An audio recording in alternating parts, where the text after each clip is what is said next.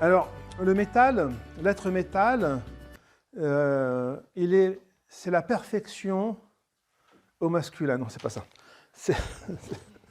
L'être métal, c'est l'être qui est parfait, un petit peu pour une seule cible. On pourrait considérer que si on devait avoir un instrument de perfection, pour un chirurgien, ce serait le scalpel.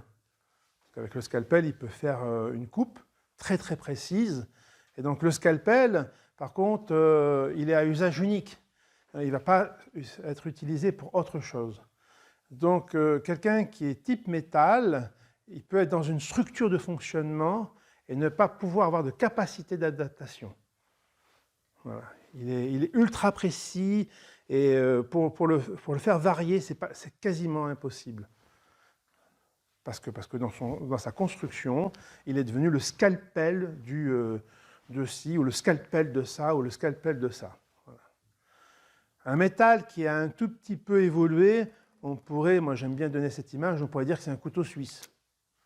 Voilà, dans le couteau suisse, vous avez plein d'outils possibles, et donc ça vous permet de faire plein de choses en même temps.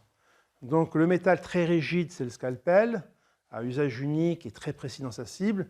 Un métal qui est un petit peu travaillé sur lui, c'est le couteau suisse. Voilà.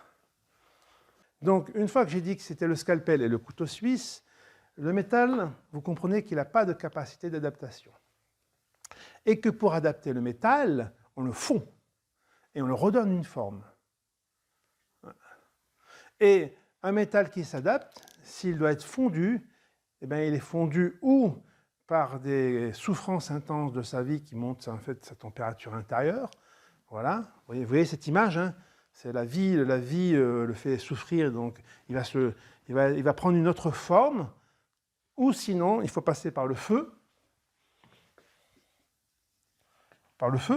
comme une forge, et faire fondre le métal et puis lui donner une nouvelle forme. Et le feu, qu'est-ce que nous avons dans le feu? Nous avons la recherche de spiritualité. Hein, le feu chaîne en tant qu'humain, veut se reconnecter à la chaîne univers. Nous avons l'amour, que l'amour soit terrestre ou divin, ou céleste.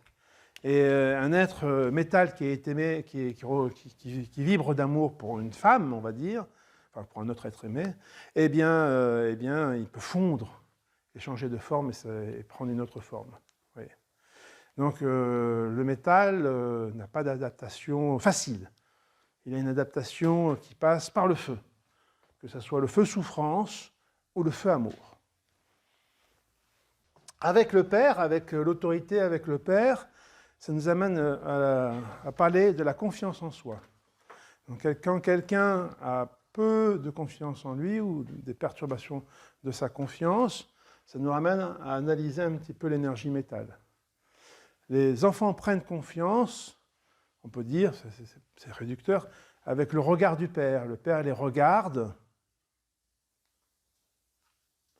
et dans le regard, on voit à un moment donné si mon geste est juste ou pas juste, ou si je peux continuer à faire mon geste. Hein, Cathy? Hein? Donc, c'est le regard qui valide ce que j'ai fait ou pas. Après, bon, il y a d'autres choses, mais on peut considérer que ça peut passer par le regard. Voilà. Donc, tout déséquilibre de confiance en soi, ou perturbation de confiance en soi, ben écoutez, on peut voir comment vibre le métal dans l'être humain. Voilà. Alors, ce qui est assez intéressant, c'est que, pour moi, c'est assez intimement lié, hein, entre la confiance et la capacité à prendre sa place.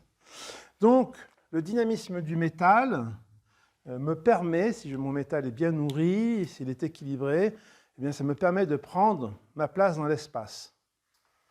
Ça me permet de prendre ma place au sein d'un groupe.